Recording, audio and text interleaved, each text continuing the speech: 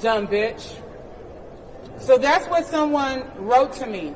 And again, it's one of many emails that I have received from these MAGA supporters, from people who have a problem with the fact that we came into the church to confront an injustice, and do not have a problem with the fact that you have an ICE director, not just an ICE agent, as some people have said, but the director of the ICE field office in the state of Minnesota, also serving as a pastor at City's Church in St. Paul.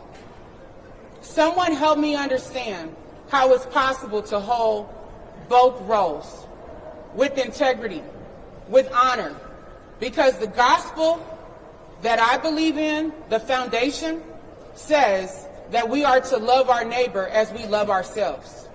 Now contrast that gospel message to what we have been seeing by ICE and the terrorism that they have engaged in on the streets of St. Paul, Minneapolis, and surrounding suburbs, and including outstate Minnesota, where they kicked in the man's door and came in with big guns and took him out.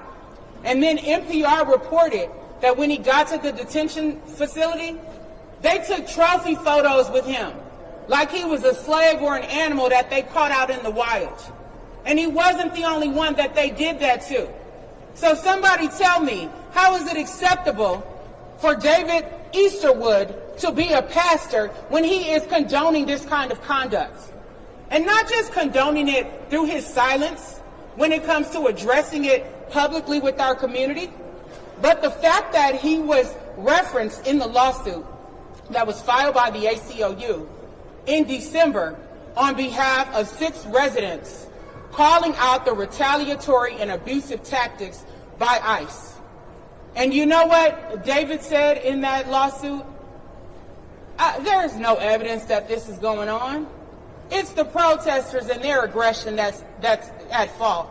We are asking City's Church to operate in truth and integrity and the true meaning of the gospel, and to recognize that David Easterwood's dual role as a pastor and as the director of the ICE office is a most definite conflict of interest, and it cannot stand.